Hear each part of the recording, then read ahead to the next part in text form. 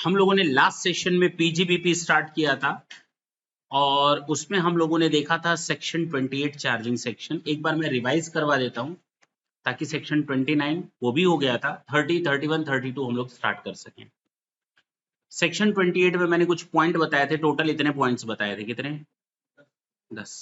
पहला बताया था एनी प्रॉफिट और गेन अराइजिंग फ्रॉम बिजनेस और profession carried on by the assessee at any time during the previous year shall be charged to tax under that PGBP. Second मैंने बताया था in case of an export SSC profit on sale of import licence duty drawback cash assistance and profit on transfer of duty entitlement passbook DEPB. Third बताया था the value of any benefit और perquisite whether convertible into money or not arising from business or exercising of the profession. Point number 4 मैंने बताया था any compensation or any amount due to received or receivable for not sharing any know-how, patent, copyright, franchisee fees, license fees or such type of commercial rights, for not carrying out any business activity or profession. इसके अलावा मैंने बताया था any compensation due to a receipt by any person from any other person against या on account of termination or modification in terms of a contract relating to any Indian company or other company. Modification और termination याद आ रहा है नहीं आ रहा? नहीं याद आ रहा. Termination or modification in terms of a contract relating to any Indian company or other company, Indian firm or Indian agency या Indian company और other company जिसमें foreign company भी शामिल हो जाती है. और तीसरा मैंने बताया था vesting of the management in favor of the government. Next point था keyman insurance policy. Section 35A(D) के अगेंस्ट अगर आपको कुछ डिस्पोजल, डिसमेंटल या कोई ट्रांसफर अमाउंट रिसीव होता है तो वो पूरी तरह पीजीबीपी में टैक्सेबल होगा, 35A(D) वाला। और अगर स्टॉक इन ट्रेड था उसकी फेयर मार्केट वैल्यू अगर वो stock in trade capital asset में कन्वर्ट हो जाता है तो। और लास्ट बताया था ट्रेड प्रोफेशनल सेक्शन 41, मैंने डिटेल में कोई डिस्कशन नहीं किया था। सारे पॉइंट हो गए, बोलो। सेक्शन 29 मैंने कहा था ये बताता है हाउ टू कंप्यूट पीजीबीपी, याद आया? हाँ, कौन सा गाना गाया था? गाना कौन सा गाया था? अच्छा ठीक। सेक्शन 30 टू 43D तक के प्रोविजंस को फॉलो करो। सेक्शन 30 से लेकर 43D तक के प्रोविजंस को फॉलो करो, आपको आपकी पीजीबीपी की इनकम मिल जाएगी। इसका मतलब आज से हम लोग सेक्शन 30 से लेकर 43D सीखेंगे, और अगर इतना सीख गए तो हम पीजीबीपी कैलकुलेट करना भी जान जाएंगे। और ये मत दिमाग में रखना 30 के बाद 31 आता है, 31 के बाद 32 आता है, 32 के बाद ऐसा कुछ नहीं है। बीच में बहुत 35A(D), 35A(C) ऐसे करके खूब सेक्शंस मिलेंगे, मजे ही मजे हैं। सेक्शन 30 से स्टार्ट करते हैं हम लोग। ये कहता है अगर कोई बिल्डिंग है, सुन लो, मैं कुछ चीजें बता दूं पहले, यहां पर सुन लो।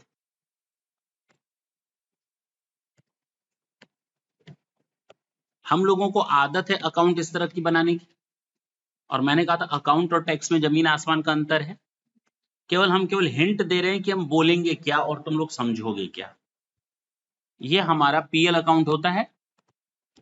हम कहते हैं मेरी सेल 100 रुपए की है और मेरा परचेज 20 रुपए का है, वेजेस 10 रुपए का है, अदर एक्सपेंसेस 30 रुपए का है, डेप्रिसिएशन 5 रुपए का है, इंटरेस्ट ऑन लोन 10 रुपए। प्रॉफिट कितना हुआ? अब इनकम टैक्स कहता है कि ये जो खर्चे हैं ये अलाउड हैं। इसका मतलब हमारी सेल में से ये खर्चे माइनस होंगे। इनकम टैक्स कहता है ये खर्चे एडमिसिबल हैं। इसका मतलब ये खर्चे मेरे माइनस होंगे for the purpose of knowing the profit. Income tax कहता है इन एक्सपेंसेस का डिडक्शन आपको मिलेगा। तो सबका मतलब तो एक ही निकला, अलाउड है, डिडक्शन है, एडमिसिबल है, परमिसिबल है। अगर कह दे कि इंटरेस्ट ऑन लोन का डिडक्शन नहीं मिलेगा, डिसअलाउड हो गया, क्या हो गया? तो इसका मतलब इसको यहां से हटाओ। अब इसको यहां से हटाने का मतलब तुम लोग अकाउंट में जाकर मत हटा देना, ये इनकम टैक्स केवल कैलकुलेशन के पर्पज से है, ये केवल समझाने का एक तरीका है।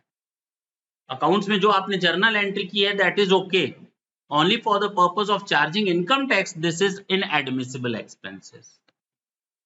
तो अकाउंट ठीक है, यहां अपना एडजस्टमेंट कर लो, कैलकुलेशन ठीक कर लो, अकाउंट को टच मत करना। हमने अकाउंट बनाया ही नहीं था तो क्या टैक्स नहीं देंगे क्या?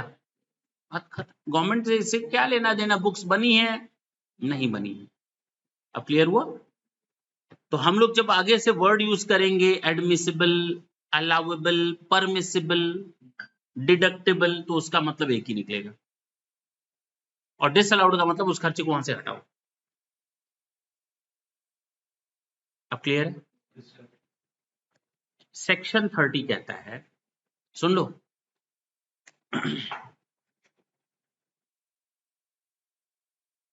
कि अगर आपके पास कोई बिल्डिंग है, क्या है? अगर आपके पास कोई बिल्डिंग है, वो बिल्डिंग आप बिजनेस में यूज कर रहे हैं, किस में यूज कर रहे हैं? तो याद आया होगा हाउस प्रॉपर्टी से हमने उसको हटाया था, मैंने कहा था बिजनेस वाली बिल्डिंग के यहां से हटाओ हो। अगर मैं खुद अपनी बिल्डिंग पे अपना बिजनेस कर रहा हूं तो किराए पर दे रहा हूं और किराएदार बिजनेस कर रहा है, हम उसकी बात नहीं कर रहे। मेरी बिल्डिंग, मैं खुद उसमें बिजनेस कर रहा हूं, तो वो बिल्डिंग यहाँ पीजीबीपी में आएगी। मैंने वहां काट दिया था और मैंने कहा था पीजीबीपी में सीखेंगे, ये वही है कि अगर कोई बिल्डिंग मेरे बिजनेस में यूज हो रही है, अगर कोई बिल्डिंग मेरे बिजनेस में यूज हो रही है, तो हम उस पर कौन कौन सा खर्चा दे सकते हैं मालूम है? रिपेयर का खर्चा दे सकते हो, रेंट दे सकते हो। अगर मैं बिल्डिंग कोई किसी से किराए पर ले लूं तो मुझे रेंट तो देना पड़ेगा ना। तो मैं अगर रिपेयर करवाऊं, रेंट दूं, टैक्स दूं, या इंश्योरेंस प्रीमियम का खर्चा करूं, रेंट दूं, रिपेयर दूं, टैक्स दूं, या इंश्योरेंस प्रीमियम का खर्चा करूं, अगर ये खर्चे मेरे रेवेन्यू नेचर के हैं, रेगुलर होने वाले हैं, बार बार होते रहते हैं, तो हम उनको डिडक्शन देंगे। हम उनको, अब समझ में आया डिडक्शन का मतलब, यहां ओके करेंगे। अब क्लियर है? एडमिसिबल होगा, खर्चा खर्चा मान लिया जाएगा, आपका इनकम टैक्स कैलकुलेशन में इनकम में से वो खर्चा माइनस हो जाएगा। एडमिसिबल होगा, डिडक्टेबल होगा, परमिसिबल होगा, अलाउएबल होगा। अब समझ में आई बात? तो अगर आप कोई बिल्डिंग के ओनर हैं या किराएदार हैं बिल्डिंग के, तो उस बिल्डिंग से रिलेटेड रेंट है, रिपेयर है, टैक्सेस हैं और इंश्योरेंस प्रीमियम है, इनकी डिडक्शंस मिलेंगी, इनकी डिडक्शंस मिलेंगी, बशर्ते ये किस नेचर के हों, ये बिल्डिंग कहां यूज होती हो, बिजनेस या प्रोफेशन में, हाँ या ना?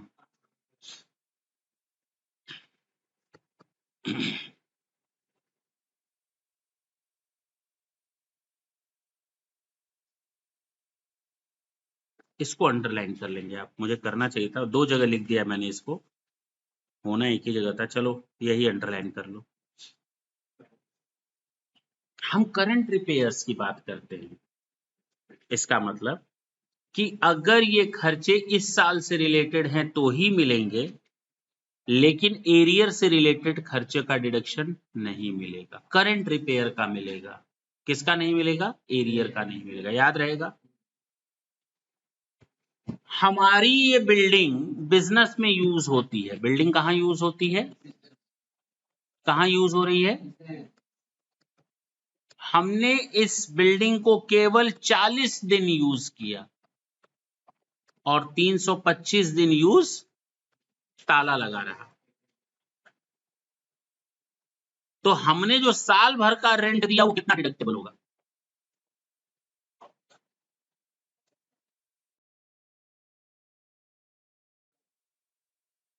चलो 2 महीना कर देते हैं और इसको 8 महीना, बताओ कितने महीने का खर्चा माइनस करोगे? 2 महीने का, 8 महीने का, 10 महीने का? अच्छा 2 और 10 12 महीना, 12 महीने का कितना माइनस करोगे खर्चा? पूरे 12 महीने का।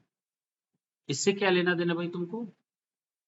मैंने कहा था किसी भी अगर एक ट्रांजैक्शन भी बिजनेस में हो जाए साल भर में तो पीजीबीपी में आ जाता है। नंबर ऑफ ट्रांजैक्शंस का कोई लेना देना नहीं। ये बिल्डिंग कहीं और नहीं ना यूज हो रही है, बिजनेस के अलावा कहीं यूज हो रही है क्या? मैंने तो ऐसा कहीं नहीं बोला। मैंने कहा बिल्डिंग बिजनेस में यूज हो रही है, लेकिन केवल बिजनेस में 2 महीना यूज हुई, बाकी 10 महीना नहीं यूज हुई। ऐसे तो कहोगे कि लाइट नहीं जा रही है, इन्वर्टर नहीं यूज हो, लाइट नहीं जा रही है, जनरेटर नहीं यूज हो रहा है। अरे भैया सब बिजनेस में यूज हो रहा है। ठंडी आ गई, एसी नहीं चल रही तो खर्चा नहीं देंगे उसका? अरे ये कौन सी बात होती है भाई? बिल्डिंग में यूज हो रही है ना, वो बिल्डिंग तो यूज हो रही है ना बिजनेस में। अब पूरे साल भर बिल्डिंग यूज हो या 10 दिन यूज हो, वो खर्चा बिजनेस का है, क्योंकि मुझे उस बिल्डिंग में बिजनेस करना है।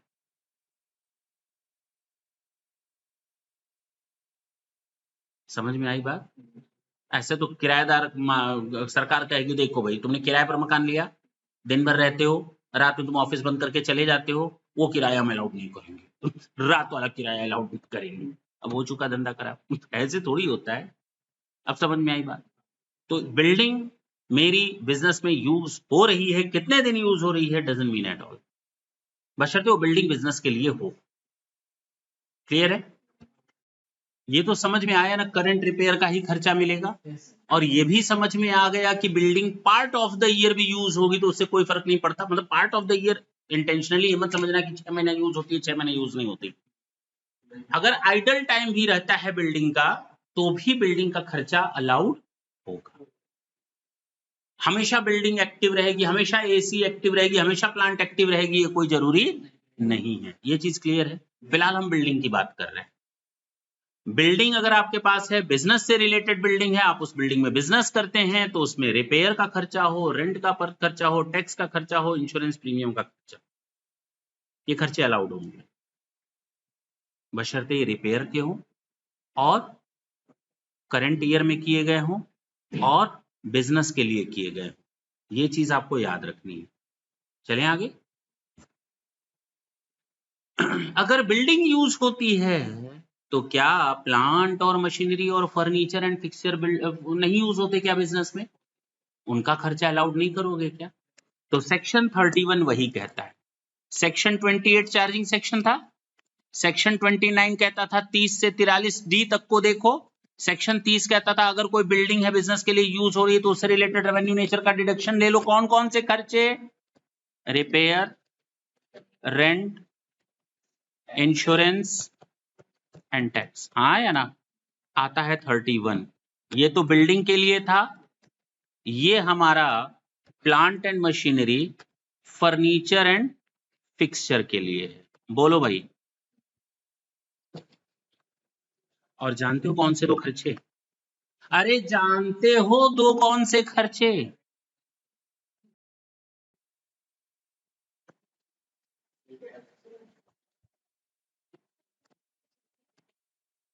उड़ी बाबा, मैंने कट कर दिया। सेक्शन 31 कह रहा है अगर आपके पास कोई फर्नीचर है, फिक्सचर है, प्लांट है, मशीनरी है, उससे रिलेटेड कोई रेवेन्यू नेचर का रिपेयर और इंश्योरेंस प्रीमियम का खर्चा है, वो आपको सेक्शन 31 में डिडक्शन मिलेगा। रेंट और टैक्स का नहीं मिलेगा भाई। अगर मैंने मशीनरी रेंट पर ली हुई है तो क्या वो बिजनेस का खर्चा नहीं है क्या? कहां मिल रही है डिडक्शन? अगर मैंने मशीनरी ली और उस पर कोई टैक्स दिया, एसेट का कोई टैक्स दिया गवर्नमेंट को, हमें एक्स्ट्रा टैक्स पे करना पड़ा, बताओ उसका डिडक्शन मिलेगा कि नहीं?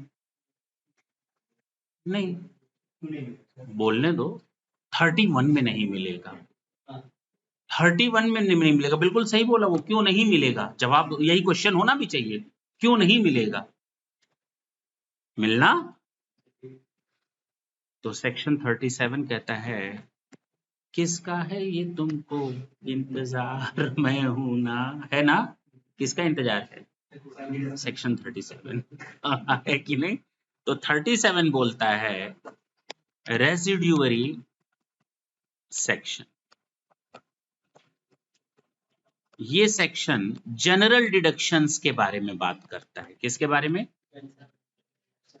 तो जरा देख लेते हैं आप इस सेक्शन 37 में क्या आते हैं, देखा जाए।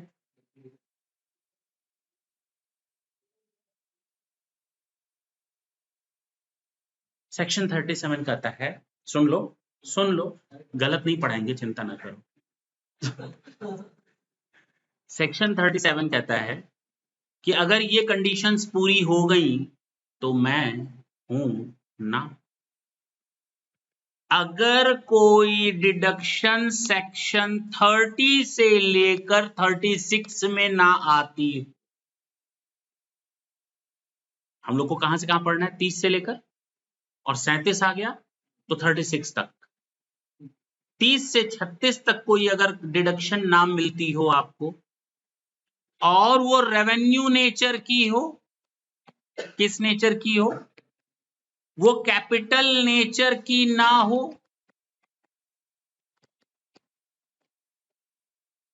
वो पर्सनल नेचर की ना हो। कोई भी डिडक्शन जो आप लेने जा रहे हो वो किस नेचर का ना हो? कैपिटल नेचर का ना हो, पर्सनल नेचर का ना हो, रेवेन्यू नेचर का हो, 30 से 36 में अलाउड ना होता हो। 30 से 36 में उसकी डिडक्शन नहीं मिली थी, नहीं मिली थी, तभी तो हम 37 को कर रहे हैं। क्या गाना गाया ना?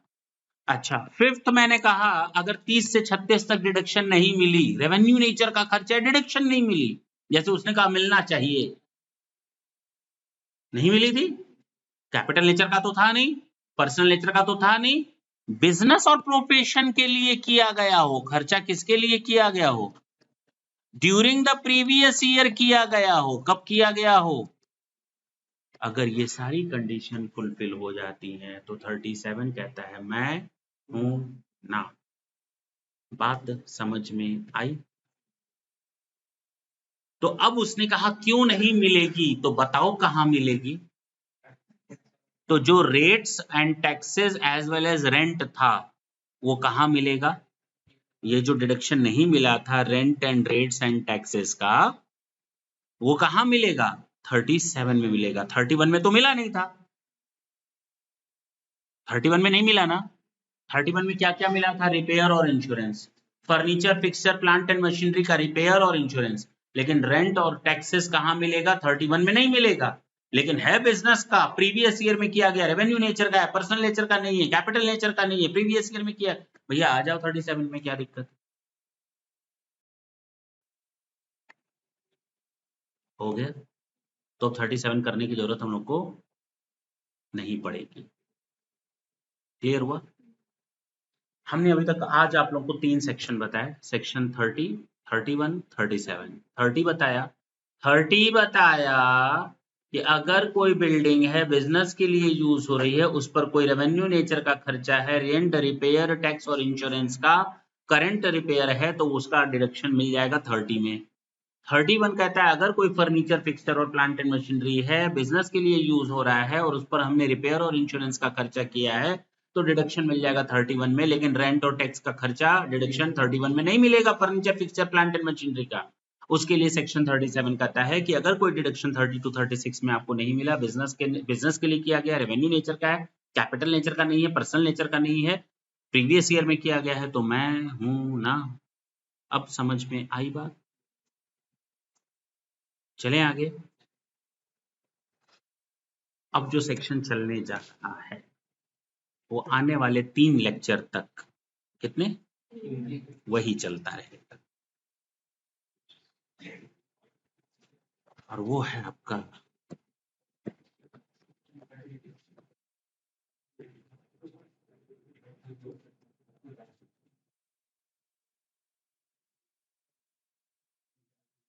अकाउंट। मत ले आना यहाँ, जहां अकाउंट लाओगे बेड़ा गर्क हो जाएगा। वो कह रहा है बेड़ा पार हो जाएगा, बेड़ा गर्क हो जाएगा। और बार बार तुम लोग वही गलती करोगे। जब भी हम कुछ पूछेंगे तुम लोग के दिमाग में क्या दौड़ रहा होगा, और हम बार बार बोलेंगे अकाउंट्स नहीं है ये क्या है? ठीक है। और यहाँ पर डेप्रिसिएशन का कैलकुलेशन बिल्कुल अलग हो जाता है, जैसा तुम लोग सोचते हो ऐसा नहीं है। चले,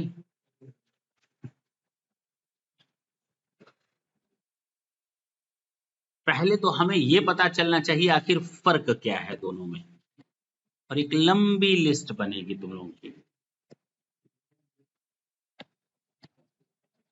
जब दोनों में फर्क समझ में आ जाएगा तो काफी हद तक प्रॉब्लम भी दूर हो जाएगी। ये इनकम टैक्स के हिसाब से है, चलो पहले अकाउंट्स कर लेते हैं, ठीक है, जो तुम लोग को मालूम है। और ये इनकम टैक्स के हिसाब से डेप्रिसिएशन है।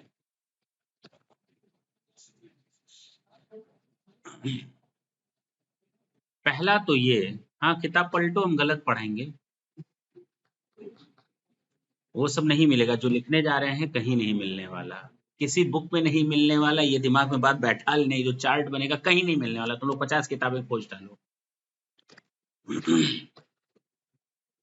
अकाउंट्स में जो हम लोग डेप्रिसिएशन बोलते हैं, that is a charge against profit. क्या बोला जाता है? चार्ज अगेंस्ट प्रॉफिट, याद आया?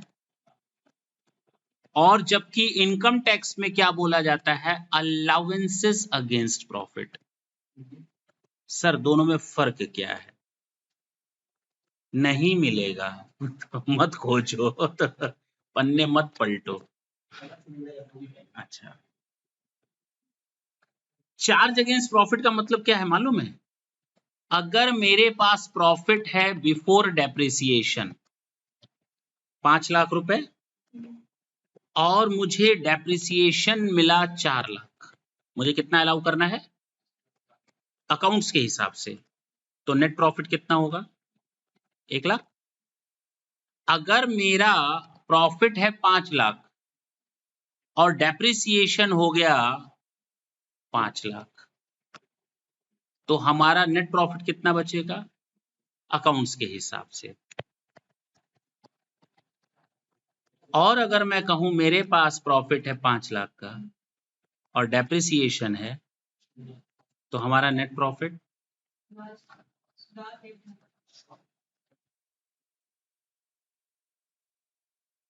चाहिए? पक्का? हाँ, क्योंकि ये चार्ज अगेंस्ट प्रॉफिट है, ये चार्ज अगेंस्ट प्रॉफिट है। It means for the purpose of knowing the amount of profit, we have to deduct it at any cost. Either our profit is going to be converted zero or it get converted into loss. हाँ या ना? कोई फर्क नहीं पड़ता, profit zero हो या loss में हमें माइनस करना ही करना है। That's why it is known as charged against profit. Without deduction of that particular expenditure, we are unable to find out the exact position of profit or loss of the concern. Yes or no? That's it. आगे बढ़े। Tax क्या बोलता है जरा उसकी बात करें, जवाब दोगे? अर्निंग बिफोर डेप्रिसिएशन या प्रॉफिट बिफोर डेप्रिसिएशन?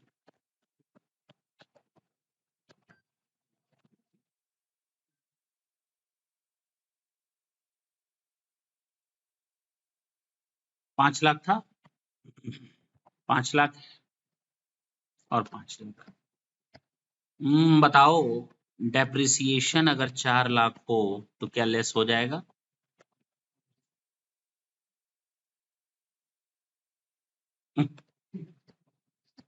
बताओ क्या करें?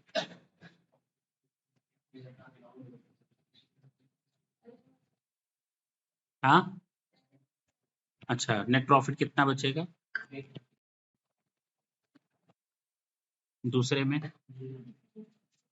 तीसरे में? जबरदस्ती की बात करते हो। जीरो।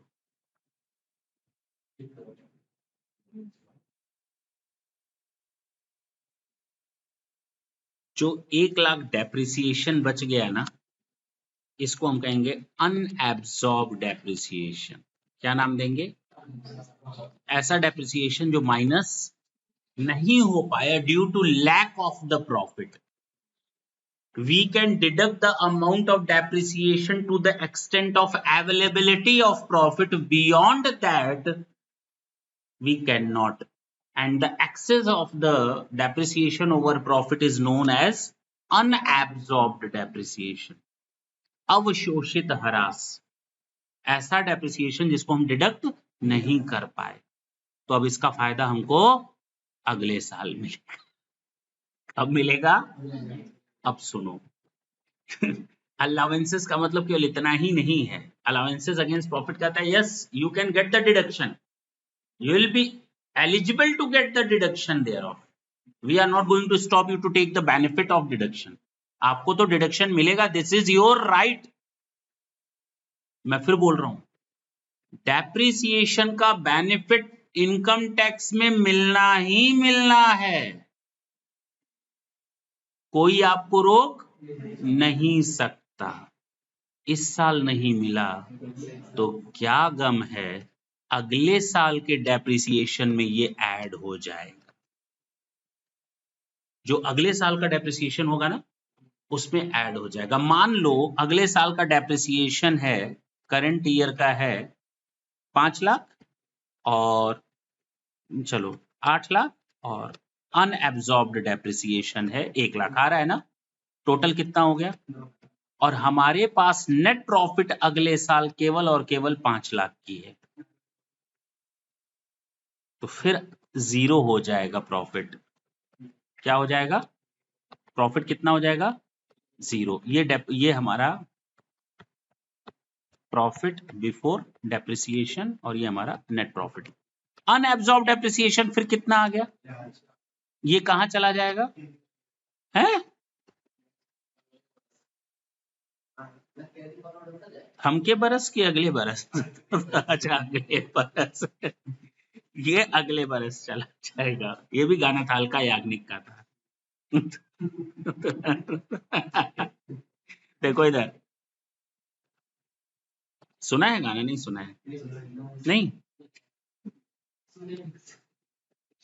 नेक्स्ट ईयर में ये ऐड हो जाएगा। नेक्स्ट ईयर का प्रॉफिट बिफोर डेप्रिसिएशन मान लेते हैं हमारा 12 लाख हो गया, और करंट ईयर का डेप्रिसिएशन प्लस अनएब्सॉर्ब्ड डेप्रिसिएशन मिलाकर मेरा 10 लाख हो गया। तो क्या सब माइनस कर दोगे, हाँ सारा माइनस हो जाएगा। यानी आपको बेनिफिट गवर्नमेंट दे रही है, लेकिन उतना जितना आपके पास प्रॉफिट हो, उससे बियॉन्ड जाकर आप डेप्रिसिएशन अवेल,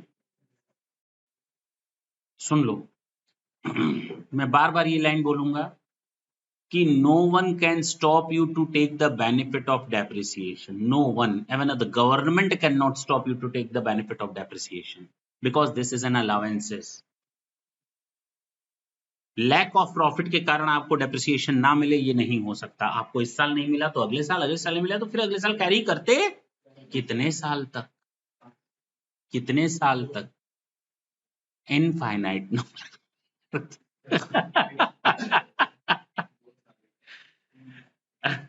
और यही इनफाइनाइट का मतलब कितने भी साल में। और कुछ समय पहले तक गवर्नमेंट, अगर 1990s की बात करें तो उस समय गवर्नमेंट बड़ी परेशान रहती थी एक कंपनी से जिसका नाम था रिलायंस। सुन लो, वो करोड़ों रुपए कमाती थी, कितने, और सरकार को टैक्स देती थी, एक साल नहीं कई सालों तक। एक लोकल कंपनी छोटे शहर की वो सरकार को टैक्स दे रही है, और वो बड़ी कंपनी जो करोड़ों कमा रही है और अपने शेयर होल्डर को बांटती है, आओ शेयर होल्डर्स हो तुम लोग, हमने खूब प्रॉफिट कमाया है। सोचो क्या बोल रही है, ले जाओ प्रॉफिट पैसा, और जब सरकार करे ये टैक्स दो प्रॉफिट कमाया, तो कहता है ठेंगा हमने तो कुछ कमाया ही नहीं। बात समझ में आई। अब सरकार हैरान और परेशान, वो गलत नहीं कर रहा था, वो लॉ के हिसाब से चल रहा था, और मुंह पर मार रहा था बैलेंस शीट सरकार के कि लेकर दिखाओ टैक्स, और सरकार परेशान। सरकारों ने कायदे कानून तक बदल डाले। सोचो एक कंपनी के कारण इनकम टैक्स के प्रोविजंस तक चेंज हो गए, और बड़े से बड़े चेंज हो गए। मजबूरी में बताएंगे कहानी, ये चिंता न करना, अभी पूरी नहीं बताएंगे, अभी पहले हम अपने काम पर जो डिफरेंस पर चल रहे हैं उस पर टॉपिक पर रहें। सरकार को कायदे कानून बनाने पड़े, और तब जाकर के 15, 17, 18 साल बाद गवर्नमेंट ने बनाया MAT का प्रोविजन, मिनिमम अल्टरनेटिव टैक्स कौन सा? ये आज भी चल रहा है और इसके आने के बाद सरकार ने राहत की सांस ली, जिसको कहते हैं साई ऑफ रिलीफ, संतोष की सांस, संतोष की बहू, संतोष की सांस साई ऑफ रिलीफ। तो अगर कोई संतोष है उसकी सांस है तो उसका नाम क्या होगा? Sigh of relief. सुनो इधर।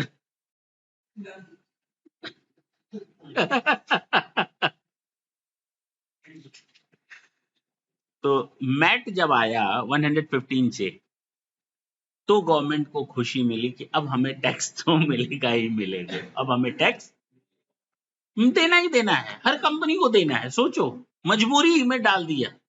और प्रोविजन उसके पहले 2 बार 3 बार घुमा घुमा करके टैक्स लेने की कोशिश की, लेकिन रिलायंस वाला था कि मानता ही नहीं था। ठीक,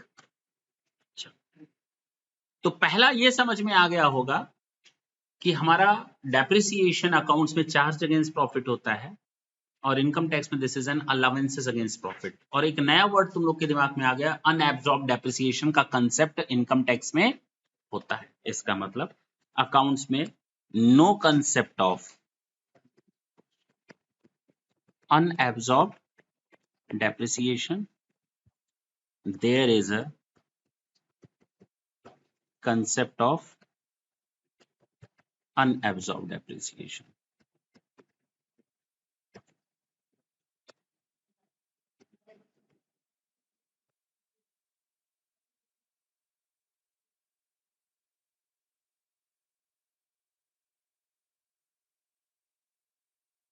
हम लोग अकाउंट्स में ना, सुन लो, कई मेथड्स थे, बताया गया कोई भी मेथड यूज कर सकते हो।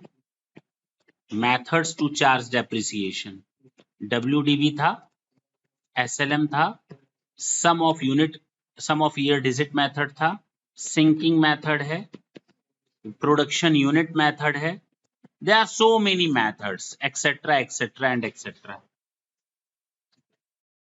लेकिन इनकम टैक्स में हाँ हाँ only WDV, SLM only in the case of electricity company।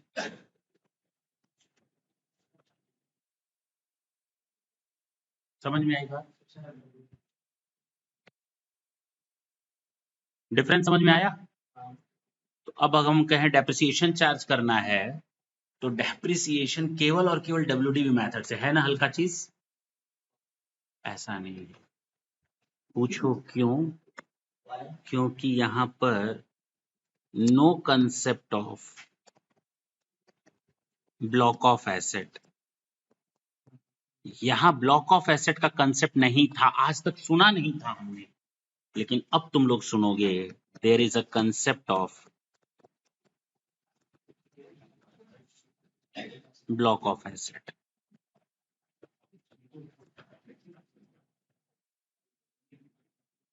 समझ में आया?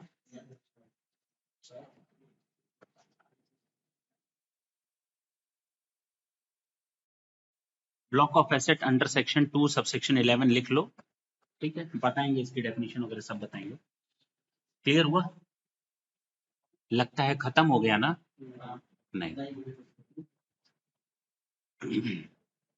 अकाउंट्स में हम लोग अगर कोई एसेट खरीदते थे, सुन लो, ईयर है हमारा कैलेंडर ईयर, ईयर कौन सा है, और एसेट परचेस की है हमने 31 दिसंबर 2022 को फॉर ₹10 लाख, और डेप्रिसिएशन रेट है आपका 12% पर एनम। तो डेप्रिसिएशन अंडर अकाउंटेंसी आएगा आपका। हम केवल एक दिमाग को खोलने की कोशिश कर रहे हैं तुम लोगों को, ताकि हमको जब डेप्रिसिएशन पढ़ाना हो तो तुम लोग को ये समझ में आया कि हम क्या बोलना चाह रहे हैं, ठीक है ना। वहां से बार बार दिमाग भटका करके हम यहाँ निकालेंगे, यहाँ से निकाल करके यहाँ लाना पड़ेगा, तो कंसेप्ट क्लियर रहेगा तभी कर पाओगे। डेप्रिसिएशन अंडर अकाउंटेंसी कितना लगाओगे बताओ? अरे सॉरी, 31 अक्टूबर है, हाँ अक्टूबर है, 2 महीने का निकलेगा, यानी 10 लाख का 12% के हिसाब से 2 महीने का 2 लाख 20,000, सॉरी कितना आ गया? पक्का हो गया? ये अकाउंट्स में है, अगर डेज में होता तो 10 दिन का, 15 दिन का, 20 दिन का ऐसे ही तो निकालते थे। लेकिन depreciation under taxation,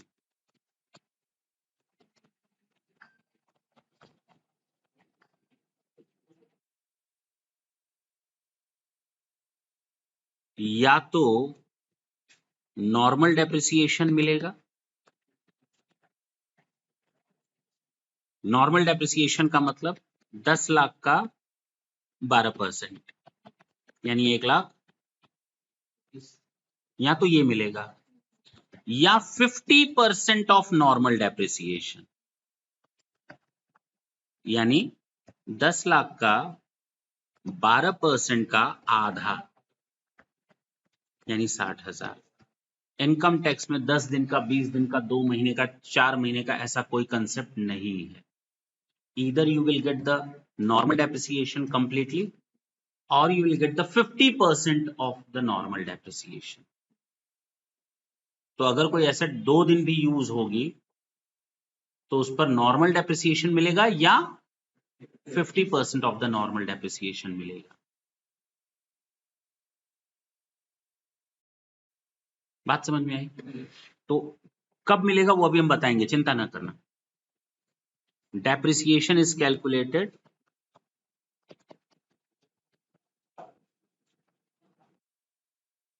on the basis of number of days or month,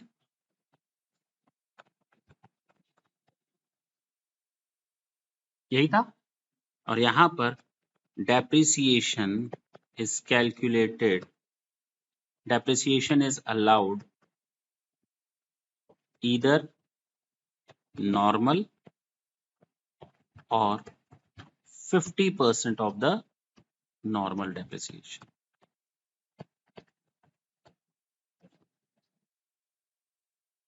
नहीं समझ में आ रही बात? कहा गया अगर 180 दिन से ज्यादा एसेट यूज हुई है तो पूरा डेप्रिसिएशन ले लो, 180 दिन या उससे अधिक। अगर 180 दिन से एसेट कम यूज हुई है तो आधा ले लो, 1 दिन यूज हुई है तो भी आधा ले लो। कितने दिन एसेट यूज हुई है? लेकिन अभी आएंगे, चिंता ना करना, या तो पूरा मिलेगा या तो आधा मिलेगा, बस इतना याद रखना।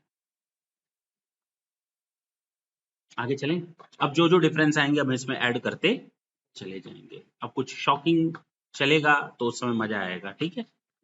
तो कुछ डिफरेंसेस पता चले कि हम लोग अकाउंट्स में कई मेथड से, यहाँ पर केवल WDV मेथड है, वहां पर हम लोग डेज के हिसाब से लेते थे, यहाँ पर हम लोग या तो नॉर्मल डेप्रिसिएशन लेंगे या तो 50% ऑफ द नॉर्मल डेप्रिसिएशन लेंगे। वहां पर चार्ज अगेंस्ट प्रॉफिट था, यहाँ अलाउंसेस अगेंस्ट प्रॉफिट है। यहाँ पर ब्लॉक ऑफ एसेट का कंसेप्ट अकाउंट्स में नहीं था, जबकि यहाँ ब्लॉक ऑफ एसेट का कंसेप्ट है। हाँ है ना? वहां पर अनएब्सॉर्ब डेप्रिसिएशन का कंसेप्ट नहीं था, यहाँ पर अनएब्सॉर्ब डेप्रिसिएशन का कंसेप्ट है क्योंकि अलाउंसेस माना गया है। चले,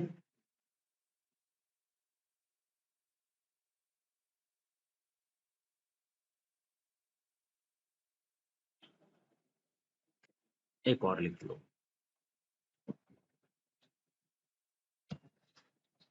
यहां पर जो डेप्रिसिएशन मिलता था only on tangible assets, only on, यानी हमारा इनटेंजिबल एसेट्स पर भी डेप्रिसिएशन चार्ज होगा, केवल टेंजिबल पर ही नहीं, इनटेंजिबल पर भी होगा। अकाउंट्स भूल गए ना? अकाउंट्स में क्या था? केवल टेंजिबल, और टैक्स में क्या है? टेंजिबल और इनटेंजिबल दोनों। अभी और भी डिफरेंसेस आएंगे लेकिन अब आगे बढ़ते हैं।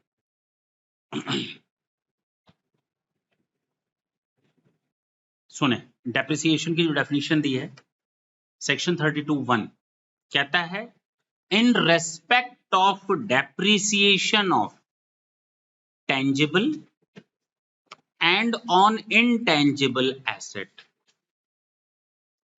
जिसमें गुडविल शामिल मत कर लेना, चाहे वो बिजनेस की हो चाहे वो प्रोफेशन की हो।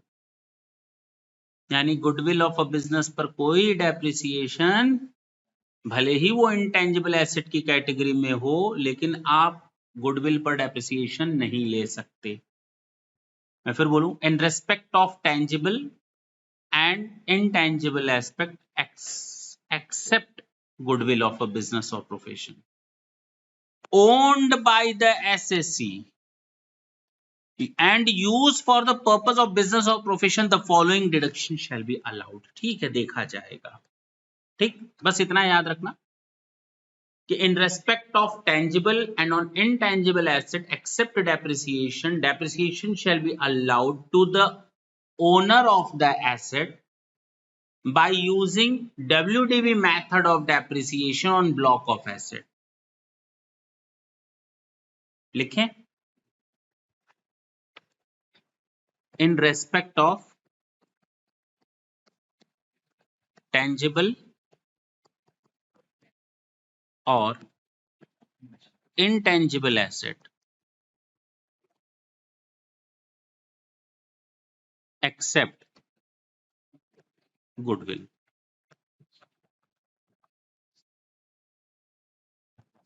depreciation shall be allowed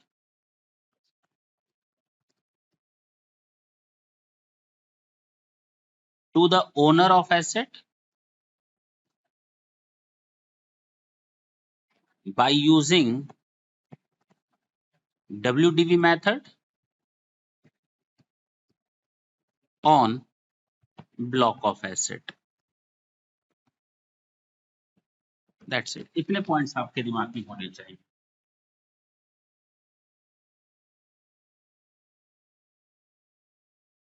चलें,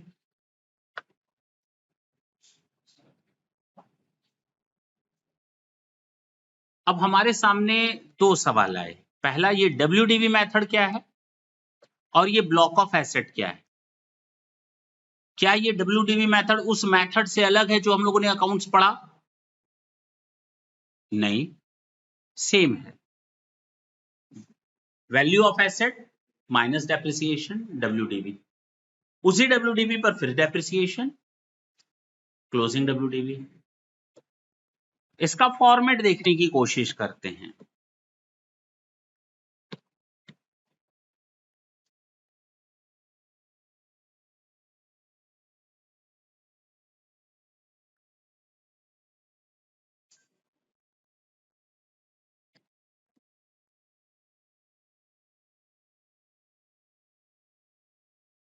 फॉर्मेट सुने इधर, सबसे पहले लिखेंगे ओपनिंग WDV। मान लेते हैं ये डेट है 1 अप्रैल 23। यहां वैल्यू लिख ली। Opening WDV of what? Opening WDV of block of asset. Opening WDV of block of assets 1 April 23 की। सुन लो, इधर बहुत इंपॉर्टेंट चीज चल रही है, plus actual cost of asset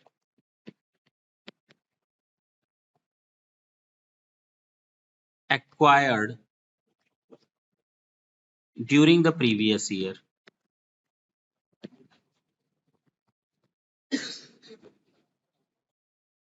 less money payable in respect of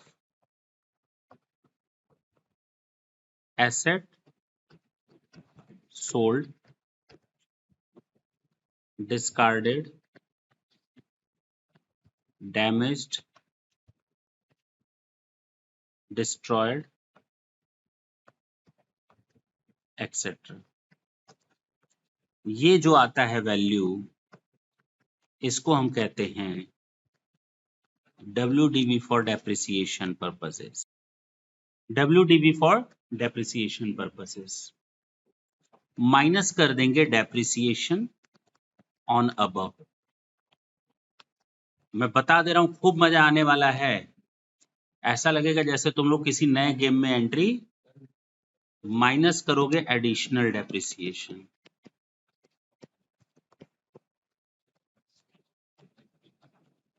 ये आ जाएगा क्लोजिंग WDV. 31 मार्च 24 था, 3 था, 4 हो जाएगा.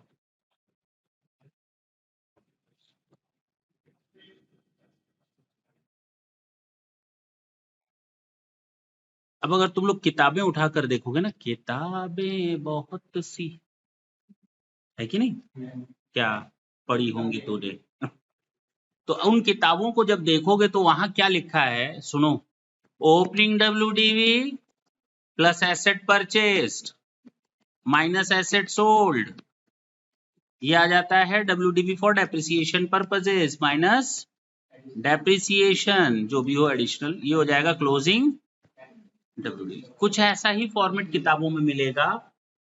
ये बिल्कुल गलत है. आप लोगों को ये फॉर्मेट यूज ही नहीं करना है. This is only and only format which is prescribed by your income tax act, और इसका बहुत मायने निकलेगा और बहुत ही मीनिंगफुल है. If you will prepare this format in the examination and the other student is preparing this one, मान लो 2 student हैं, एक स्टूडेंट ये करता है, उसका आंसर सही आ गया, वो पाएगा 10 में से 4 सही है आंसर, लेकिन फॉर्मेट ये वाला है. और तुमने गलत किया लेकिन फॉर्मेट ये लगाया, क्योंकि तुम में और दूसरों में इतना जमीन आसमान का फर्क आ जाएगा कि पूछो मत. टीचर इसको देख करके ही खुश हो जाए, वो बाग बाग 4 भाग हो जाएगा. बात समझ में? अभी अरे 50 सवाल लगेंगे बाबू, रटा जाएगा, जबान पर तैरने लगेगा.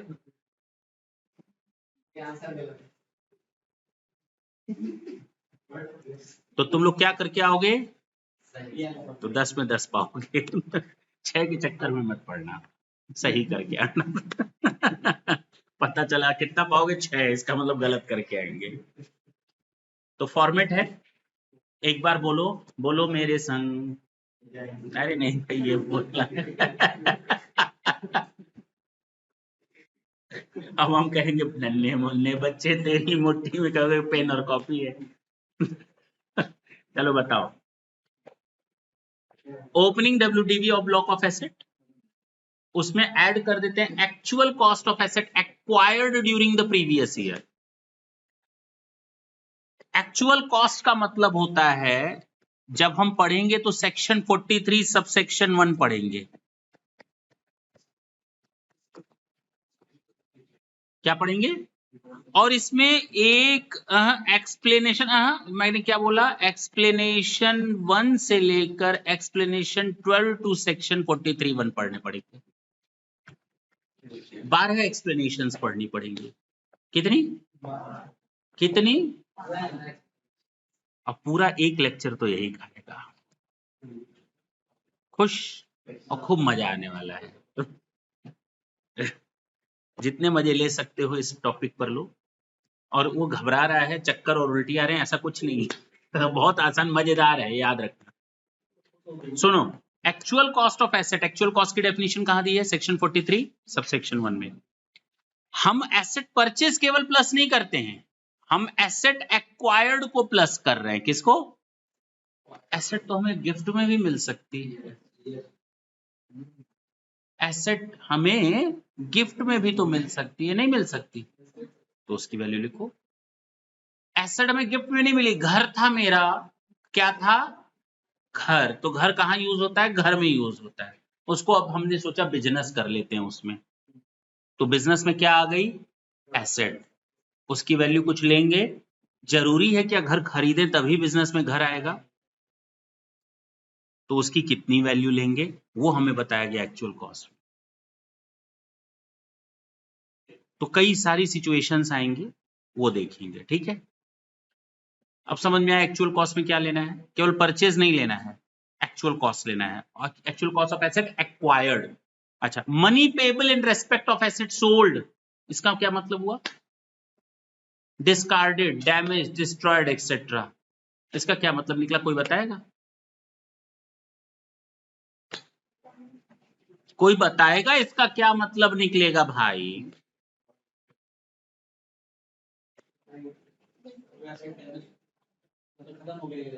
कोई है वीर जो वीर गति प्राप्त हो? बताओ भाई।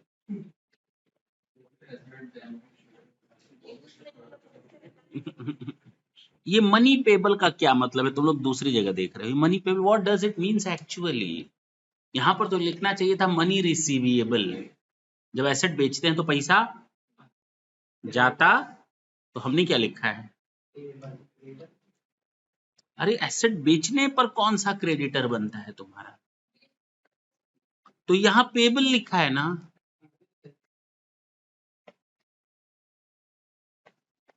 पेबल लिखा है ना। तुम लोग को आज ये भी बता दें एक नई चीज। इसका मतलब पैसा मिलना, इसका मतलब पैसा मिलना। पूछो कैसे? साइंस में पढ़ाया जाता है। सुन लो, हॉट एंड कोल्ड क्या पढ़ाया जाता है? नहीं, क्या पढ़ाया जाता है? ये कभी नहीं पढ़ाया जाता। मालूम है कि नहीं? या तो टेम्परेचर प्लस में होता है,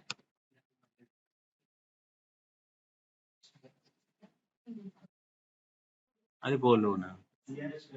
उसी तरह जो पेबल्स होते हैं, या तो वो प्लस में होते हैं। जो इनकम होती है, या तो वो प्लस में होती है। जो प्रॉफिट होता है वो पॉजिटिव भी होता है। अब तो समझ लो। जब बर्फ की बात होती है तो माइनस में बात करते हैं। आज का तापमान माइनस इतना रहा, प्लस इतना रहा, तो इन कंपैरिजन टू गर्मी को हम प्लस या माइनस रिप्रेजेंट करते हैं। हम लोग साइंस में कभी कोल्ड टाइप का नहीं पढ़ते, माइनस में इसका मतलब ठंडा हो गया। नहीं समझे? वही चीज यहां पर भी है। पेबल का मतलब तुम लोग ये क्यों सोच रहे हो केवल पैसा देना? अरे माइनस में लिखा हुआ है ना, माइनस और माइनस क्या हो जाता है? अब समझे? तो पैसे का आना। तो यहाँ इसीलिए रिसीवेबल वर्ड नहीं यूज। तो कंफ्यूजन नहीं रहेगा। Confusion is no more. Money payable in respect of asset sold, discarded, damaged, destroyed etcetera. किसी भी तरह से एसेट गई हो, उससे जो पैसा मिलेगा उसको हम माइनस कर देंगे। जो बचा डब्ल्यूडीवी, उस पर डेप्रिसिएशन और एडिशनल डेप्रिसिएशन माइनस करने के बाद जो बचेगा क्लोजिंग डब्ल्यूडीवी। अब एक बार अपने आप एक बार पढ़ो, समझो, लिखो, बताओ क्या नहीं समझ में आया तो हम आगे बढ़े। अरे क्या नहीं समझ में आया? हाँ, अरे छोड़ दो, वो तो हमें पूरा डेप्रिसिएशन टॉपिक ही पढ़ाना है ना। तो हमको तो अभी इसके कैलकुलेशन ही तो सीखने हैं, उसी के लिए तो बैठे हैं। आ रहे, चले। अब तुम लोग के सामने सबसे बड़ी समस्या आई, व्हाट डज इट मीन्स, इसका मतलब क्या निकलता है? और मैंने कहा था ब्लॉक ऑफ एसेट अकाउंट्स नहीं है ये, यहाँ इनकम टैक्स में कौन सा कंसेप्ट चलेगा? और इसका जो डेफिनेशन दिया हुआ है that is given under section 2 subsection 11। होना चाहिए था क्लॉज, मैं बार बार बोलता हूँ 2 के साथ मैंने सब सेक्शन बोला है तो माफ कर देना, नहीं करोगे तो तुम जानो, तुम काम जाने। ठीक है, चलें। Block of asset means group of asset which falls under the same category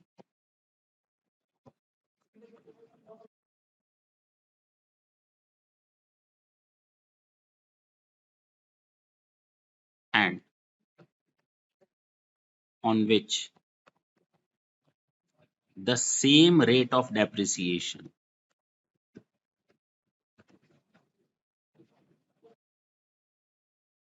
is applied. ये है ब्लॉक ऑफ एसेट। कुछ कुछ समझ में आ रहा है? पक्का ना? तो पेन नहीं चल रही है आप लोगों की, कईयों की। जो हम लिख रहे हैं कम से कम लिख भी सकते हो। Block of asset means a group of asset which falls under the same category of asset and on which the same rate of depreciation is applicable. कुछ कुछ समझ में आया? बिल्कुल नहीं आया। देखो इधर, अब एक नई बात इसमें से निकली, सर हमको कैसे पता चलेगा कैटेगरी ऑफ एसेट्स? क्यों? तो कैटेगरी ऑफ एसेट्स बताई गई हैं आपको,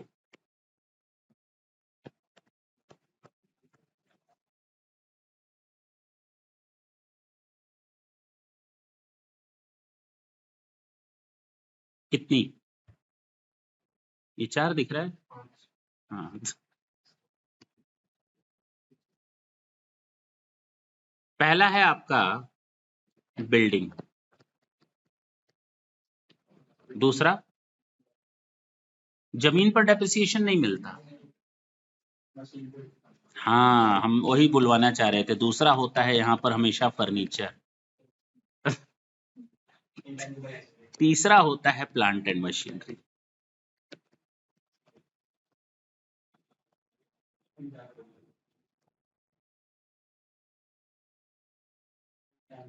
ships and last is intangible asset. ये लाइन से याद रखना, ये कैटेगरीज लाइन से दिमाग में सेट रखनी है। हाँ, जैसे सीक्वेंस में हम बता रहे हैं वैसे ही। ये केवल 5 कैटेगरीज होती हैं।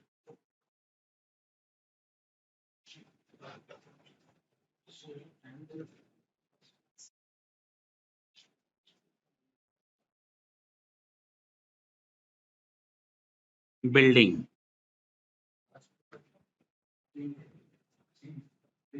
सुन लो, इफ यूज फॉर रेसिडेंशियल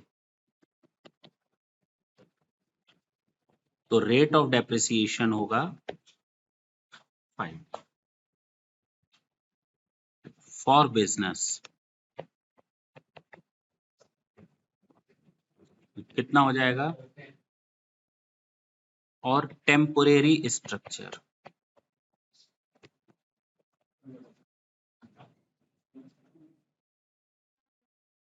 इसका है 40%। कितना है? आराम से बाबू, समझ में आया?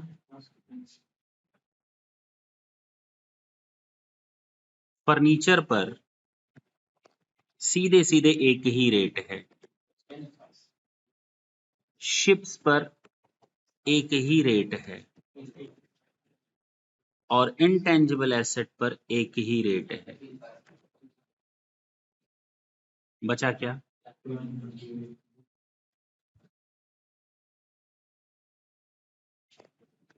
Normal rate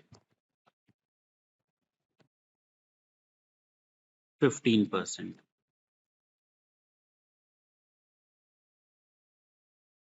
computer 40%। सुन लो, अच्छा एक बात बताओ, बुक्स हमारी एसेट है या नहीं है? किताबें, हाँ। मैं अगर अपनी बात करूं, सीए के लिए एसेट है या नहीं? तो बिल्डिंग में ले जाएं? नहीं, बुक को कहाँ ले जाएं? फर्नीचर में ले जाएं? प्लांट में ले जाएं? शिप में ले जाएं? कि जहाज बना बना कर तैराएंगे उसको? हाँ, और इंटेंजिबल एसेट में ले जाएं, दिखेगी नहीं। जमीन, तारे जमीन पर है कि नहीं? इंटेंजिबल एसेट कहाँ ले जाएं? प्लांट में।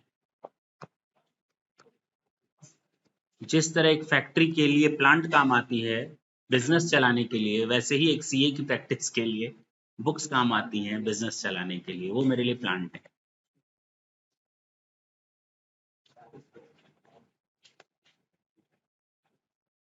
कितना परसेंट?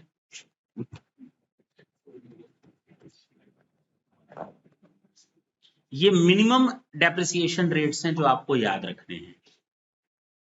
अरे ये मिनिमम है।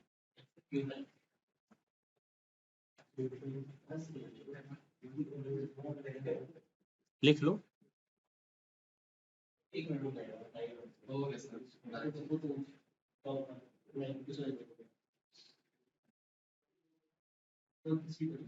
यहाँ मैंने हॉट लिख दिया था ना, वो हॉट नहीं होता, हीट होता है।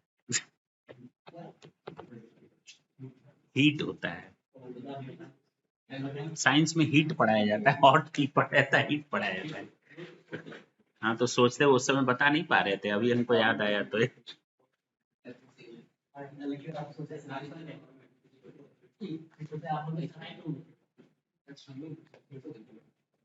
चलिए आगे। अरे बोलो भाई। आज जो जो मैंने पढ़ा एक बार रिवाइज करवा दें। खत्म नहीं हुआ अभी, चिंता न करना। मैंने सेक्शन 28 पढ़ाया था, ढंग से सुनना। डेफिनेट जो चार्जिंग सेक्शन पढ़ाया था उसको एक बार रिवाइज करवाते हैं। पहला पॉइंट बताया था, एनी प्रॉफिट और गेन अराइजिंग फ्रॉम बिजनेस और profession carried on by the assessee during any at any time during the previous year shall be charged to tax under the head PGBP। दूसरा मैंने बताया था, in case of an export SSC profit on sale of import license, duty drawback, cash resistance and profit on transfer of duty entitlement passbook। Third बताया था, the value of any benefit or perquisites whether convertible into money or not arising from business or exercising of profession। Next बताया था, any amount received or receivable by any person for not sharing any know-how, patent, copyright, franchisee, license, agreement, falana and dhimaka, for not carrying out any business activity or professional activity। हाँ है ना, जिसमें non compete fees आई थी।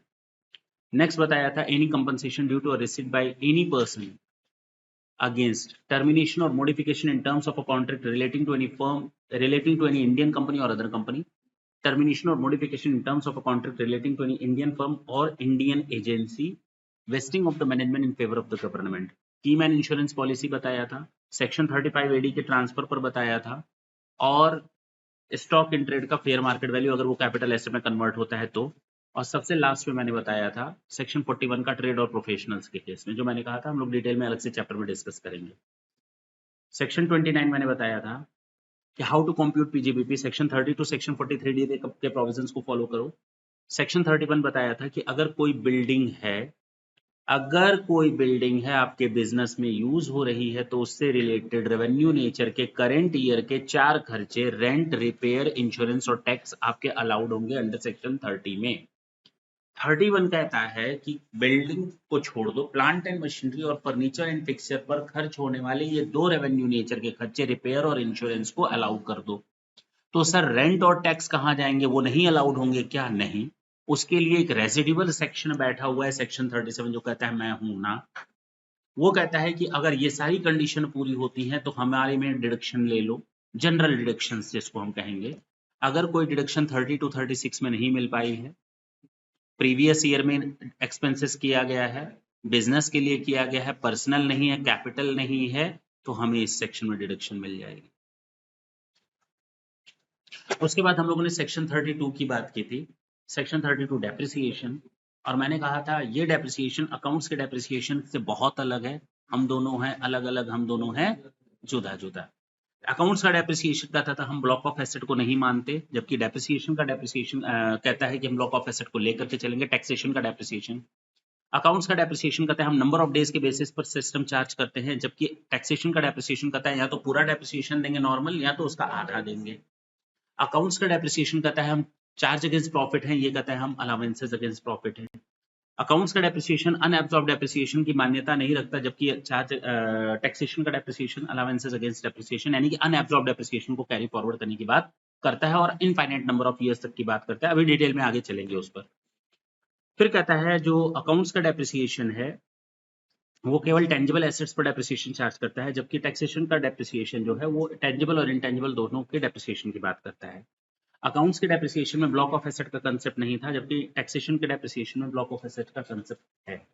जब हम बात करते हैं आगे तो डेप्रिसिएशन कैसे कैलकुलेट किया जाएगा उसका फॉर्मेट मैंने बताया था कि डेप्रिसिएशन का फॉर्मेट होगा ये, हमेशा याद रखना, opening WDV of block of asset plus actual cost of asset acquired during the previous year minus money payable in respect of asset sold, discarded, damage, destroyed और एक्सेट्रा। जो भी आएगा वो डब्ल्यूडीवी फॉर डेप्रिसिएशन पर्पसेस होगा, minus depreciation और additional depreciation minus कर दो तो जो आएगा वो क्लोजिंग डब्ल्यूडीवी हो जाएगा। अब बात आती है सर ये ब्लॉक ऑफ एसेट क्या है, तो ब्लॉक ऑफ एसेट के केस में मैंने बताया था, अच्छा मनी पेबल एक्चुअल कॉस्ट के लिए हम लोग को सेक्शन 43(1) और उसके 12 एक्सप्लेनेशंस देखने हैं, मैंने कहा था। और मनी पेबल के केस में पता चल गया कि ये आने वाला पैसा है। मनी पेबल डजंट मीन कि जाने वाला पैसा, आने वाला पैसा। और ब्लॉक ऑफ एसेट को मैंने बताया, ब्लॉक ऑफ एसेट डिफाइन किया गया है सेक्शन 2 सब सेक्शन 11 में। Block of asset means the group of asset which falls under the same category of asset and on which the same rate of depreciation is applicable. अब depreciation की categories किस किस assets में बांटी गई है, वो 5 तरह की एसेट्स हैं। पहला बांटा गया है बिल्डिंग, अगर वो हमारा रेजिडेंशियल पर्पस के लिए यूज हो तो 5%, बिजनेस के लिए यूज हो तो 10%, अगर टेम्पररी स्ट्रक्चर है तो 40%। प्लांट एंड मशीन, अच्छा फर्नीचर के लिए 10% बोला गया है, प्लांट एंड मशीनरी के लिए बोला गया नॉर्मल 15% है, बुक्स के लिए 40% है, कंप्यूटर 40% है। इसके अलावा भी 2-3 हम लोग आएगा तो देखेंगे, ट्रक्स वगैरह, व्हीकल वगैरह का। शिप्स के लिए 20% और इंटेंजिबल एसेट्स के लिए 25%। ये हमारे रेट्स ऑफ डेप्रिसिएशन। एक कंफ्यूजन है, पूछो ये क्या है?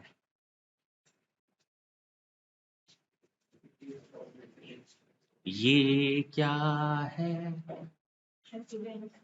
एक मंदिर है, सुना है गाना, पुराना है, नहीं सुना है? इतना बढ़िया गाना तुम लोगों ने नहीं सुना? एक पंडित जी थे और एक नाविक था।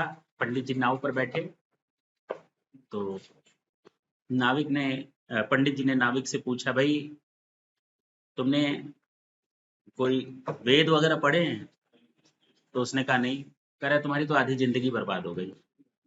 फिर पंडित जी ने पूछा रामायण महाभारत पढ़ा है? कह रहे नहीं। कह रहा तुम्हारी लगभग सारी जिंदगी बर्बाद हो गई। तो नाविक ने पूछा पंडित जी तैरना आता है? कहते हैं नहीं। कहता है आपकी जिंदगी खत्म होने वाली, नाव में पानी भर रहा है, मैं जा रहा हूँ। चले? हाँ बताओ, 5% क्या, किस चीज पर? रेजिडेंशियल पर्पस पे। कौन सा रेजिडेंशियल? जो हम लोगों ने हाउस प्रॉपर्टी में, वहां कहाँ डेप्रिसिएशन देखे थे? वहां तो डेप्रिसिएशन देखे ही नहीं, तो पूरा हाउस प्रॉपर्टी खत्म हो गया। ये वो प्रॉपर्टीज हैं, और हम बिजनेस की ही प्रॉपर्टी की ही बात कर रहे हैं, किसी और की तो बात कर ही नहीं सकते ना। ये वो प्रॉपर्टी है जो हमारे क्वार्टर, स्टाफ क्वार्टर है। कौन है? गेस्ट हाउस है भाई। समझे मेरी बात? हाँ, तो ये घर वाला घर मत समझ लेना, बिजनेस वाला घर जहां पर स्टाफ क्वार्टर होता है, स्टाफ रहते हैं।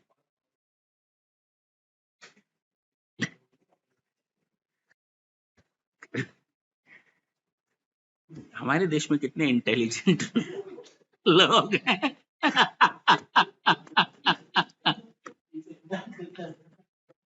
कह रहे फार्म हाउस। अरे इंसान इसमें फार्म हाउस क्या करेगा? चलो इधर देखो, वो तो फिर एग्रीकल्चरल इनकम में जाएगा। इधर देखो, स्टाफ क्वार्टर,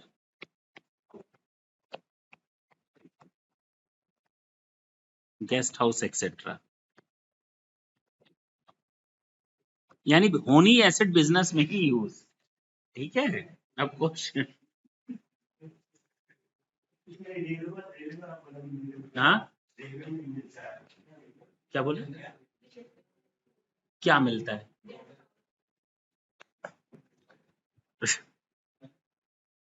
कह तो रहे हैं हमारे देश में इतने इंटेलिजेंट लोग पड़े हुए हैं।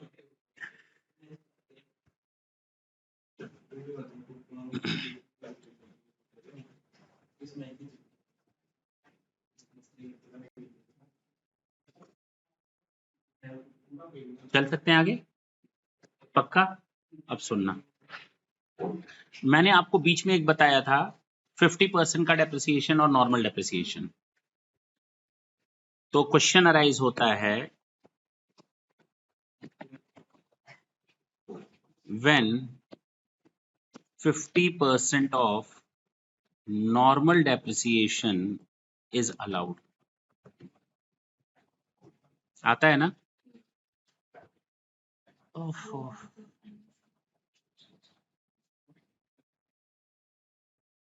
सॉल्यूशन जैसे बोल रहे हैं वैसे ही याद रखना, नहीं तो सॉल्यूशन करते समय बहुत गड़बड़ होगी। इफ एनी, और हम बता दे रहे हैं, हम लिखवा तो दे रहे हैं, जब क्वेश्चन सॉल्व करेंगे तुम लोग गलत जवाब दोगे।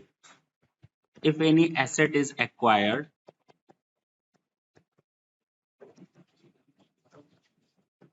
During the previous year and put to use less than 180 days,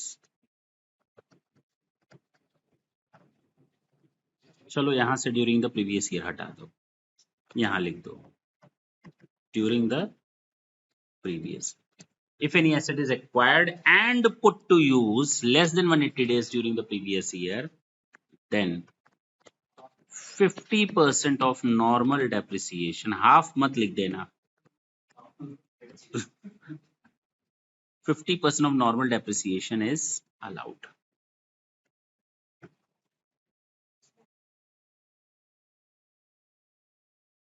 चलें क्वेश्चन दें, गलत करोगे?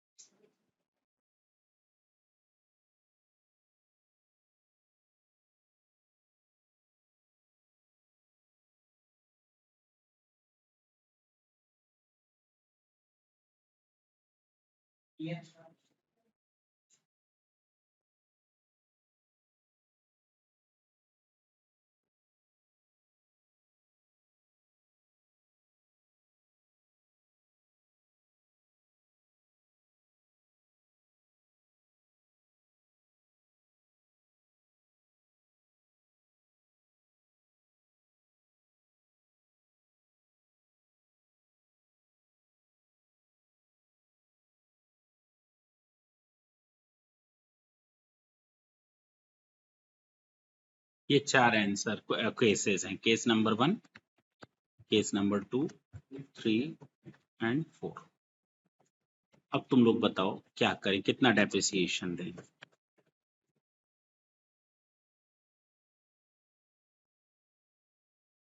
पहले केस में 10 मई को एसेट आई, प्रीवियस ईयर 23-24 में एसेट आई है ना, बोलो भाई। 10 मई 23 का मतलब किस साल एसेट आई? 23-24। और उसी साल हमने एसेट को पुट टू यूज किया। पुट टू यूज किया है कब? 23-24 में। क्या ये लेस देन 180 डेज है? क्या ये लेस देन 180 डेज है? नो। अरे 60 दिन हटा दो, अप्रैल मई, बाकी तो 320 दिन एसेट यूज हुई ना, 310 दिन। अरे 1 जून से एसेट यूज हुई, जून, जुलाई, अगस्त, सितंबर, अक्टूबर, नवंबर, दिसंबर, जनवरी, फरवरी, मार्च। क्या बात कर रहे हो? 10 महीना एसेट यूज हुई है 30 दिन के हिसाब से, 300 दिन तो यही हो गया, 180 दिन से ज्यादा यूज हुई हो। तो यहां पर कितना डेप्रिसिएशन मिलेगा? Normal depreciation. कितना मिलेगा? अरे बोलो ना। अच्छा इसकी बात करते हैं। प्रीवियस ईयर 23-24 को एसेट खरीदी गई है, पुट टू यूज कब किया गया है? 30 नवंबर 2023 को। क्या ये लेस देन 180 डेज है? क्योंकि नवंबर हटा दो तो दिसंबर, जनवरी, फरवरी, मार्च, 4 महीना यानी 120 दिन के आसपास, 120 से 125 दिन के आसपास आएगा। तो आपका रिजल्ट होगा यस।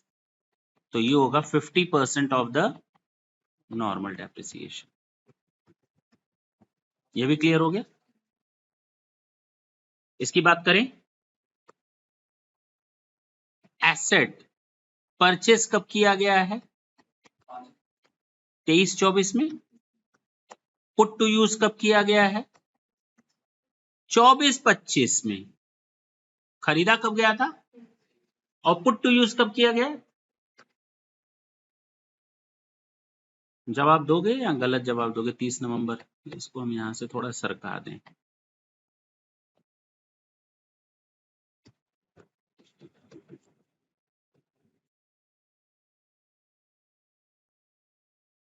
हाँ बताओ। 180 दिन से ज्यादा है, दिख रहा होगा। प्रीवियस ईयर 23-24 पे डेप्रिसिएशन लगेगा कि नहीं?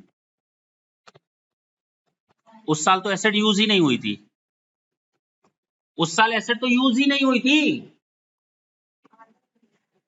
23-24 में एसेट यूज कहां हुई थी? एक दिन भी यूज नहीं हुई थी। कब से लेंगे? 23-24 में लेंगे डेप्रिसिएशन या आधा लेंगे या लेंगे ही नहीं?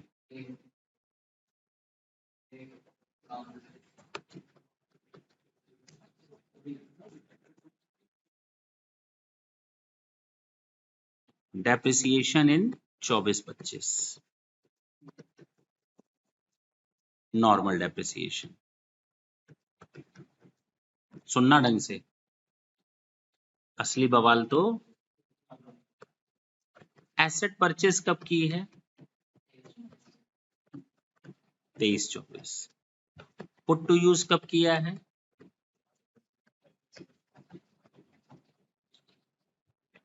डेप्रिसिएशन इन 23-24। कहोगे नहीं, बिल्कुल ठीक है, वो तो पिछला कॉपी है। और डेप्रिसिएशन इन 24-25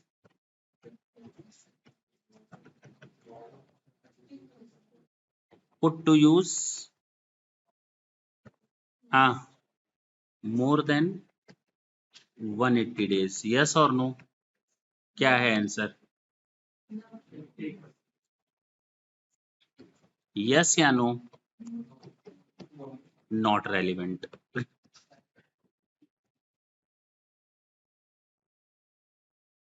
100% यानी नॉर्मल डेप्रिसिएशन शैल अप्लाई। अब पूछो क्यों?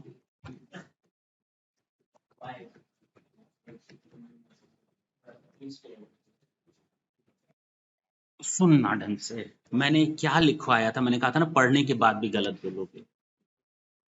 अगर कोई एसेट एक्वायर की गई है और उसको पुट टू यूज 180 दिन से कम रखा है उसी साल में, कीवर्ड इज जिस साल एसेट खरीदी गई उसी साल पुट टू यूज किया गया है, तब ये कंसेप्ट लगेगा 180 दिन वाला। जिस साल खरीदी उसी साल पुट टू यूज की। एंड लिखा है, क्या लिखा है ये? यानी दोनों कंडीशन पूरी होनी चाहिए। Asset acquired and put to use during the same previous year, then this concept shall apply. लेकिन अगर एक्वायर की गई है किसी और साल, पुट टू यूज की गई है किसी और साल, तो जिस साल पुट टू यूज की गई है उस दिन पूरा, उस साल पूरा डेप्रिसिएशन दे दो, क्योंकि ये कंसेप्ट तो लगेगा ही नहीं। एक दिन का कंसेप्ट और 50 दिन का कंसेप्ट 180 दिन का तो वहां लगेगा नहीं, क्योंकि एसेट खरीदी गई किसी और साल, पुट टू यूज की गई किसी और साल। तो जिस साल पुट टू यूज की गई है उस साल अगर वो 5 दिन भी पुट टू यूज हो जाए तो हम पूरा डेप्रिसिएशन देंगे।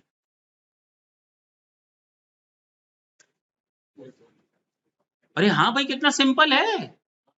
Asset acquired and put to use during the same previous year, बस यही याद रखना है। और क्या नया है इसमें? इसमें नया क्या है? Asset acquired and put to use during the same previous year. Asset acquired and put to use during the same previous year. फिर बोलूं, asset acquired and put to use during the same previous year। जरा ढंग से सुनना। Asset का ready to use होना important है या पुट टू यूज होना इंपॉर्टेंट है? अरे सर आप भी ना, दोनों में कंफ्यूजन है। जब हम इनकम टैक्स की बात करेंगे तो उसका पुट टू यूज होना जरूरी, अकाउंट्स में रेडी टू यूज होना है। तो एक बार एसेट पुट टू यूज हो गई, you will start to charge depreciation. एक क्वेश्चन दे, गलत जवाब दोगे? पक्का? हम जान रहे हैं।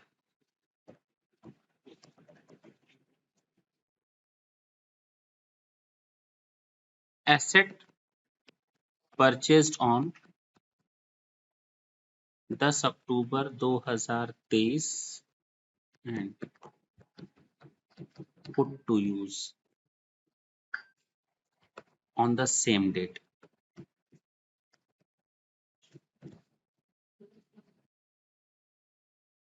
but the asset was not used in previous year 25-26। बताओ क्या करें। प्रीवियस ईयर 23-24 में नवंबर, दिसंबर, जनवरी, फरवरी, मार्च लगभग लेस देन 180 डेज है, लेस देन 180 डेज है। तो यहाँ कितना डेप्रिसिएशन मिल जाएगा? 50% of the normal depreciation, 50% of, ये तो क्लियर है। और प्रीवियस ईयर 24-25 के लिए क्वेश्चन में कुछ नहीं बोला है, तो नॉर्मल डेप्रिसिएशन दे देंगे। और प्रीवियस ईयर 25-26 में एसेट हमने यूज ही नहीं की है, तो डेप्रिसिएशन दें या ना दें? Asset was not used in previous year 25-26। Yes, पूरा नॉर्मल डेप्रिसिएशन। तुम लोग तो तेज आदमी निकले भाई, क्योंकि मैंने आज आते ही बताया था एसेट का एक्चुअल में यूज होना जरूरी है, नहीं है। एक्चुअल एसेट में एक्चुअल एसेट का एक्चुअल में यूज होना जरूरी नहीं। रात में बंद है तो यूज नहीं हो रही है, अरे भैया तब भी यूज हो रही है, बताया था ना। प्लांट बंद है तो हम डेप्रिसिएशन नहीं देंगे, ऐसा कौन सा बात होता है? बात समझ में आई? एक बार एसेट पुट टू यूज हो गई तो मान लिया जाएगा एसेट पुट टू यूज है। और एक्चुअल में सुन लो, एसेट एक्टिव यूज हो या पैसिव यूज हो, दोनों केस में डेप्रिसिएशन मिलता है। हे भगवान, एसेट एक्टिव यूज हो या पैसिव यूज हो, दोनों केस में डेप्रिसिएशन मिलता है। बता सकते हो कोई ऐसी एसेट तुम लोगों ने यहां पर देखी जो पैसिव है?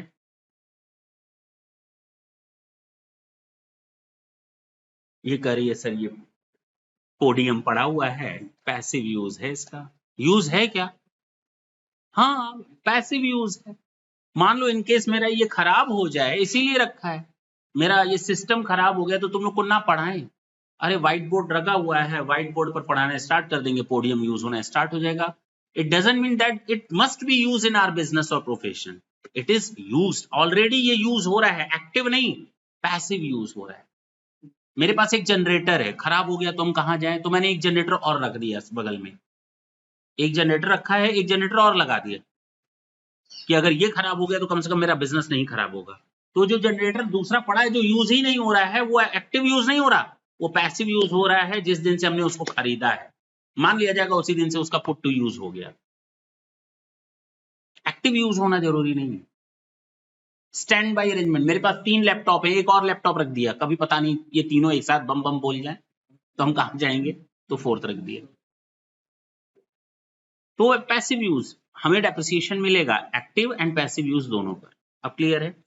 ये तुम लोग का बेस था कंप्लीट डेप्रिसिएशन का, जो हमें तुम लोग के दिमाग को सेट करवाना था। अब हमें केवल क्वेश्चन बैंक की ओर चलना है और कहानियां बताते हुए चलना है, और केवल हम लोग ये फॉर्मेट यूज करेंगे, इसके अलावा कोई फॉर्मेट यूज नहीं करेंगे। और तुम लोग गलतियों पे गलतियां करोगे। 13 क्वेश्चन सॉल्व होते हैं, कितने? 13 से 14 क्वेश्चन सॉल्व होंगे इस फॉर्मेट पर, और तुम लोग का हर 5 मिनट में दिमाग ब्लास्ट करेगा। शुरू के 5-6 क्वेश्चंस तो ऐसे लगेंगे कि सर आपने हमें दूसरी दुनिया में पहुंचा दिया है, लेकिन 5-6 क्वेश्चन बाद खुद अपने पर हंसोगे, कहोगे हाँ यही सही है। नहीं समझे? जब यूज टू हो जाओगे, थोड़ा थोड़ा दिमाग में ग्रिप आना शुरू होगा, तो शुरू के 4-5 क्वेश्चन तुम लोग को लगेगा मैं गलत पढ़ा रहा हूँ या मैं कंसेप्ट के बाहर जा रहा हूँ। लेकिन जैसे ही 5-6 क्वेश्चन तुम लोग के सेट हो गए माइंड में, तो लगेगा हाँ यही सही है, बाकी। तो नेक्स्ट सेशन में हम लोग स्टार्ट करेंगे। हाँ बोलो।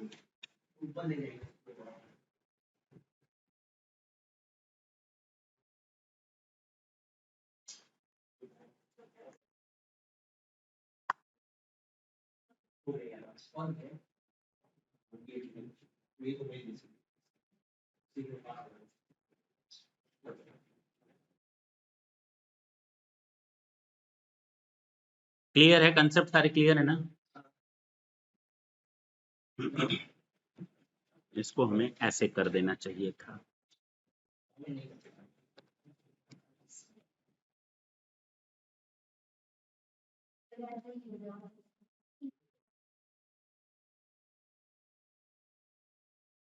ठीक है, टाटा।